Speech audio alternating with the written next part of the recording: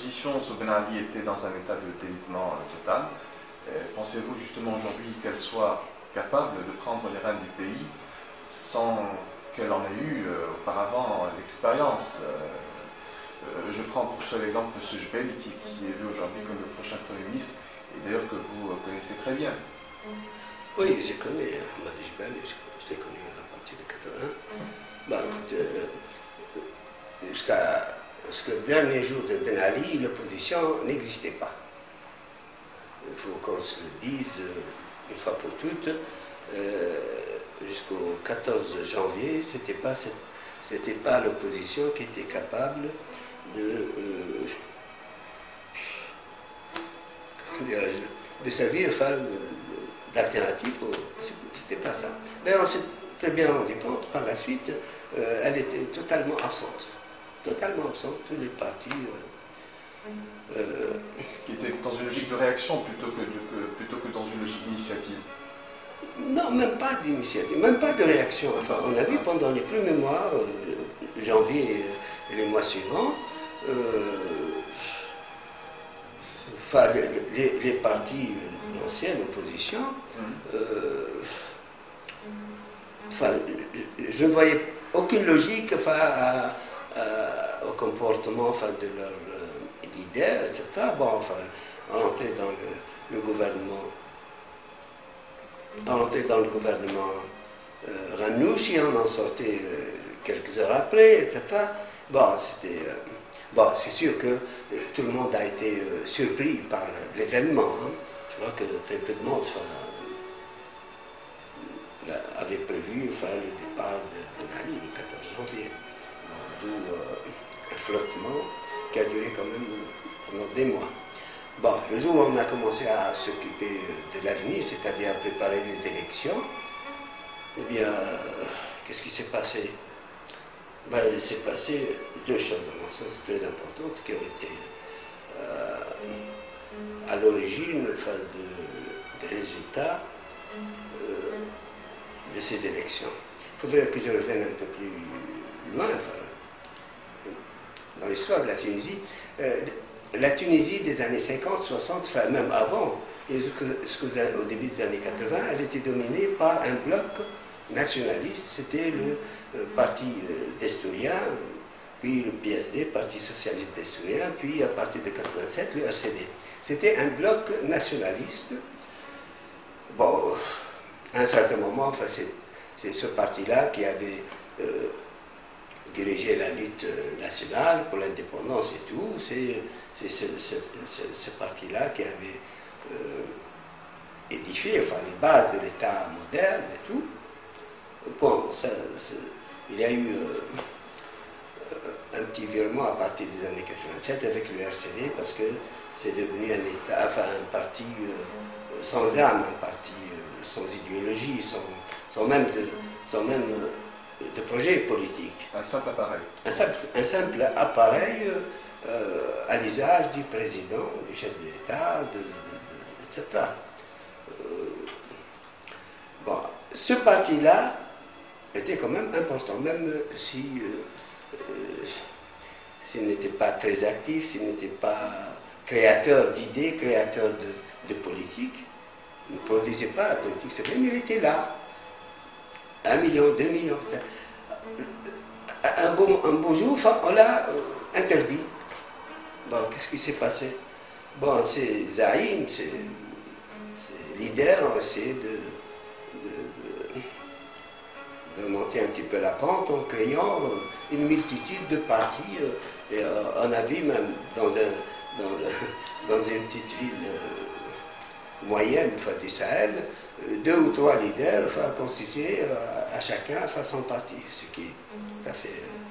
Vous parlez du parti Initiative. Oui, je ne cite pas les noms ni ceux des partis, mais voilà, des collègues qui ont travaillé ensemble pendant très longtemps, appartenant à la même mouvance politique, issus de la même région, et ils constituent chacun son parti. Bref, il y a eu, je crois, 35 ou 36 partis plus ou moins liés à l'ancien RCD. Ça, ce sont les leaders. Mais les bases, la base du RCD, le Feller qui prenait sa carte pour régler son petit problème d'aliments de bétail, pour le père de famille qui prenait sa carte pour régler le problème de la bourse de sa fille ou de son fils, etc. Tous ces gens-là, où est-ce qu'ils sont partis? La base du RCD est partie à voter pour le Nahda. Elle a voté pour d'autres partis, bien sûr, mais surtout pour le Nahda. Il faudrait analyser davantage, avec beaucoup de précision, les résultats de ce vote. Mais ça se verra plus tard, dans un an ou deux, aux prochaines élections. On verra si cette base va être fidèle ou non à Nahda. Dans la mesure où Nahda réussit à, disons, gouverner, à bien gouverner, à répondre aux aspirations de cette masse populaire. Vous les en croyez capables? Mais écoutez, c'est pas facile, je vous le dis très franchement. Je plains les gens qui prendront en charge la Tunisie cette année, peut-être l'année prochaine. Ce n'est pas facile, le contexte international est dur. Le contexte national, tunisien, n'est pas facile non plus. Surtout que pour revenir à ma question, toute la classe politique, notamment donc celle de la Nahda, a été complètement hors circuit. Écoutez, non, pas la pratique de l'État. Oui, je connais tout le personnel politique de Nahda. Depuis 1981, la plupart d'entre eux ont été entre la prison, la résidence surveillée ou l'exil. Certains d'entre eux ont fait des études, mais ce n'est pas ça. Ce n'est pas avec un diplôme qu'on dirige un ministère. Certainement. Il faut de l'expérience, essentiellement de l'expérience, même si on n'a pas de diplôme.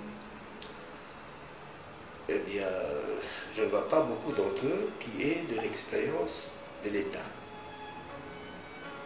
Mais ils ne seront pas seuls. Il y en aura d'autres. J'espère en tout cas qu'ils feront appel à des experts. Mais ils ont quand même un avantage, pas eux, mais ils vont profiter d'un avantage qui est le produit de la Tunisie des 50 dernières années, c'est-à-dire une bonne administration. L'administration tunisienne est, qu'on le dise ou qu'on le veuille pas, est une bonne administration. On l'a vu au cours de ces derniers mois, eh bien, au bout de 2 ou 3 jours, après le 14 janvier, tout est revenu à la normale. Les banques fonctionnaient, la poste fonctionnait, toutes les administrations fonctionnaient très bien, il n'y a pas eu de pénurie et tout. Donc l'administration est bonne. Ça, c'est un avantage sur lequel ils doivent compter. Ça va les aider. Et puis ils feront leur apprentissage. Le problème, c'est le contexte international qui n'est pas très favorable, même si, globalement, la venue des islamistes, que ce soit en Tunisie, en Libye, mais alors là, je ne sais pas s'il s'agit d'islamistes, mais il s'agit plutôt... leur venue n'est pas... comment dirais-je? Pas mal vu. Elle n'est pas mal vue, au contraire. Ils ont presque souhaité, disent certains. Souhaité, même encouragé. Oui. Bon, en tout cas, dans certains milieux, moi, quand je vois les déclarations du président du Parlement européen, quand je vois les déclarations de Hillary Clinton, etc., bon, c'est à leur avantage.